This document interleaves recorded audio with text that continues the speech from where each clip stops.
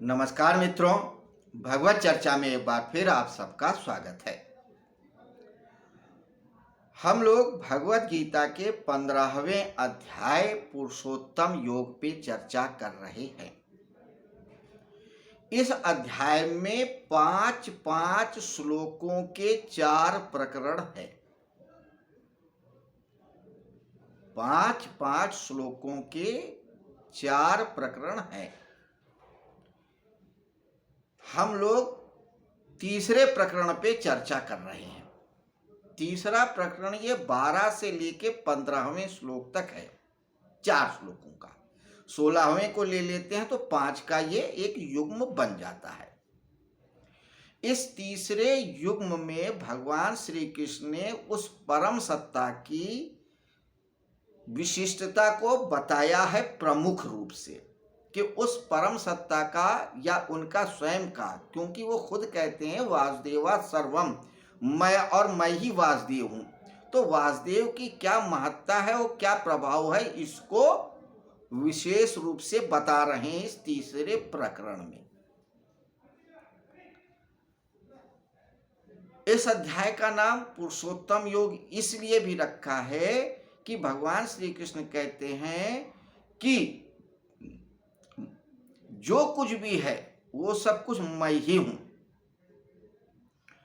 और जीव भी मेरा ही अंश है। ममैव अंशे जीव लोके, तो ये जीव मेरा ही अंश है और मैं ही परा और अपरा सत्ता सबका मूलभूत कारण भी हूं। जब यही जीव अपने आप को संसार से निसंग कर लेता है, अलग कर लेता है, तो परमात्मा स्वरूप हो जाता है और वह पुरुषोत्तम हो जाता है। जो पुरुषों में उत्तम है वही पुरुषोत्तम है। इसके अलावा भगवान श्री कृष्ण स्वयं को भी पुरुषोत्तम बताते हैं। क्यों? क्योंकि वो सबसे परे हैं, सबसे श्रेष्ठ हैं। इसका भी बारे में या इसके बारे में भगवान श्री कृष्ण ने आगे बताया है कि पुरुषोत्तम किसे कहते हैं, पुरुषोत्तम है क्या। फिलहाल उस विषय को अभी नहीं लेते हैं, अभी हम अपने आज के विषय पे चर्चा करते हैं। तो इस तीसरे प्रकरण में जो पहला श्लोक है, यानी कि 12वां श्लोक जिस पे चर्चा करेंगे, उसके संदर्भ में एक बात और जान ले। भगवान श्री कृष्ण ने इसी अध्याय के 6ठे श्लोक में कहा था, न तद्भास्यते सूर्यो न शशांको न पावका यद गत्वा न निवर्तन्ते तद्धाम परमम मम, कि जो मेरा परम धाम है उसको न सूर्य प्रकाशित कर सकता है, न चंद्र प्रकाशित कर सकता है और न ही अग्नि प्रकाशित कर सकती है।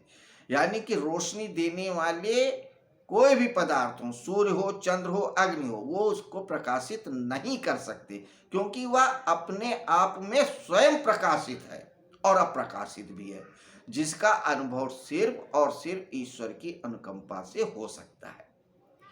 तो ये जो 6ठे श्लोक में बात कही है सूर्य, चंद्र और अग्नि और प्रकाश की, उसी को इस श्लोक में थोड़ा और विस्तार कर रहे हैं, स्पष्ट कर रहे हैं।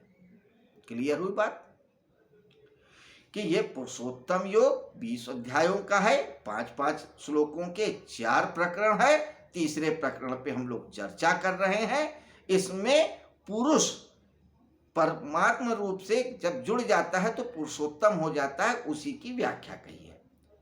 तो फिर अब आइए हम एक बार श्लोक को देखते हैं। श्लोक क्या कहता है? ये 12वां, यद आदित्यगतम तेजो जगत भास्यते अखिलम यच्चंद्रमस्यच्चाग्नो तत्तेजो विद्धि मामकम। ये तो थी संस्कृत में बात। अब इसका हिंदी में अर्थ देखते हैं।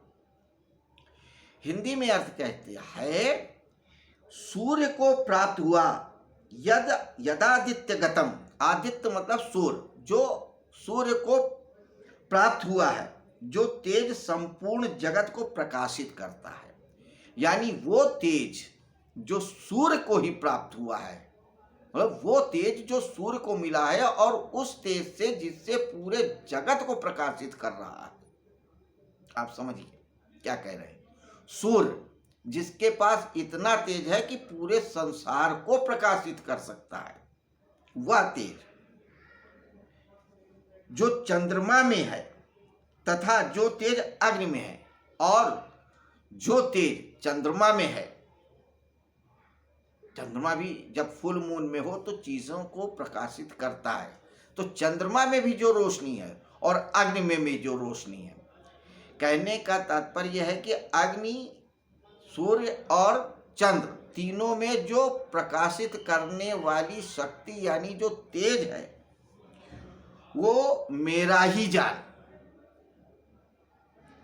कि सूर्य, चंद्रमा और अग्नि में जो प्रकाशित करने की क्षमता है, ताकत है, तेज है, वो मेरा ही है, उनकी विशिष्टता नहीं है।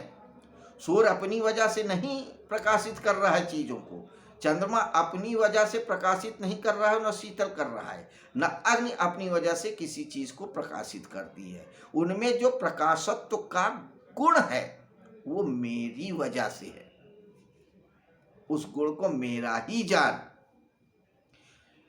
ये बात सिर्फ इसलिए कह रहे हैं भगवान श्री कृष्ण क्योंकि मनुष्य की एक विशिष्टता है, वह प्रभावित उसी से होता है जो उसके पास कुछ ऐसा विशिष्ट बल, ज्ञान, वस्तु होती है जो मनुष्य के पास नहीं होती है, तो ही प्रभावित होता है। जो कम जानता है वह अधिक जानने वाले के प्रति आकर्षित होता है क्योंकि उसके पास थोड़ा ज्ञान ज्यादा है। निर्धन धनवान के प्रति आकर्षित होता है, निर्बल बलवान के प्रति आकर्षित होता है। तो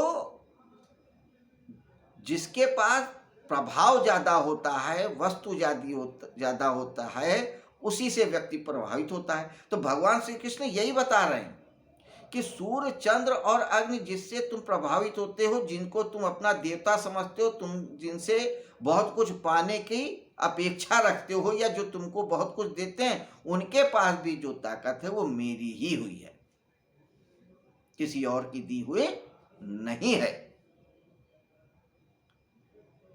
तो व्यक्ति जिन भी पदार्थों, जिन देवताओं, जिन यक्षों, जिन गंधर्वों, जिन प्रेतात्माओं, पिशाच या गंधर्व, जिनको भी पूजा करता है या अपने से श्रेष्ठ मानता है, उनकी श्रेष्ठता ईश्वर की वजह से है, वासुदेव की वजह से है, क्योंकि मूल कारण वही है, उनके सिवाय और कोई कारण नहीं है।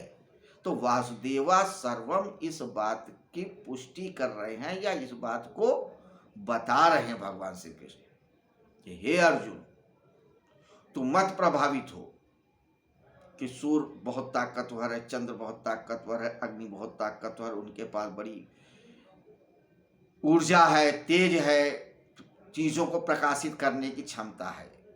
वस्तुतः वो मेरी ही क्षमताएं हैं। तो इस तीसरे प्रकरण के पहले श्लोक में भगवान श्री कृष्ण ने अपनी प्रभुता को, सत्ता को दर्शाया है। अब अगले 13वें श्लोक में और क्या बताते हैं इस अपने प्रभाव के संदर्भ में, वो हम कल देखेंगे। एक दिन में एक ही श्लोक पे चर्चा करेंगे। तो मित्रों, उम्मीद है आप लोगों को आज की चर्चा पसंद आई होगी। इसी तरीके से आप हमारे साथ जुड़े रहिए। भगवत चर्चा में आप भगवत गीता के बारे में जानते रहिए। अभी हम लोग शब्दार्थ पे है, भावार्थ, गूढ़ार्थ, नीतार्थ, वाच्यार्थ और बहुत सारे अर्थ होते हैं शब्दों के, उन पे हम लोग दूसरी आवृत्ति या तीसरी आवृत्ति में करेंगे। अभी तो हमको सिर्फ भगवत गीता का एक संक्षिप्त परिचय प्राप्त करना है। जिनको अभी ही उत्कंठा है ज्यादा से ज्यादा जान लेने की, तो वो भगवत गीता का मूल पाठ पढ़ें। भक्ति भाव से पढ़ना चाहते हैं तो बाबा राम सुखदास की साधक संजीवनी को पढ़ें। ओशो यानी रजनीश ने भी इसके संदर्भ में बहुत अच्छा व्याख्यान दिया है, उनके प्रवचन सुन सकते हैं। भगवान वेदव्यास की भी व्याख्या पढ़ सकते हैं और बहुत सारे माधवाचार्य, निम्बिकाचार्य, बहुत सारे लोगों ने लिखा है, आप उन सब की भी व्याख्या पढ़ सकते हैं। हाँ, बहुत सामान्य स्तर की भी व्याख्या पढ़ना चाहते हैं तो आप राधा कृष्णन की भी पढ़ सकते हैं। बहुत सारे लोगों ने लिखा है, जितने भी विद्वान हुए सब लोगों ने भगवत गीता पे कलम जरूर चलाई है, क्योंकि भगवत गीता संसार का एक ऐसा अनूठा ग्रंथ है जो सबसे ज्यादा पढ़ा गया है और सबसे कम समझा गया है। और ये वो अनूठा ग्रंथ है जो किसी संप्रदाय की, किसी धर्म की स्थापना नहीं करता है, वो सिर्फ परम सत्य की स्थापना करता है। और ये वो पुस्तक है जिसमें किसी वाद विवाद का खंडन मंडन नहीं किया गया है। ये वो पुस्तक है जो हर सिद्धांत, हर वाद, हर धर्म को मानने वाले के लिए रास्ता दिखाती है और सबको समाहित करती है। अनूठा ग्रंथ है। तो मित्रों, इस ग्रंथ को पढ़ें, समझें और लाभान्वित खुद भी हों और दूसरों को भी करें। कल फिर मिलेंगे इसी समय, इसी जगह 13वें श्लोक पे चर्चा करने के लिए। नमस्कार, शुभ रात्रि।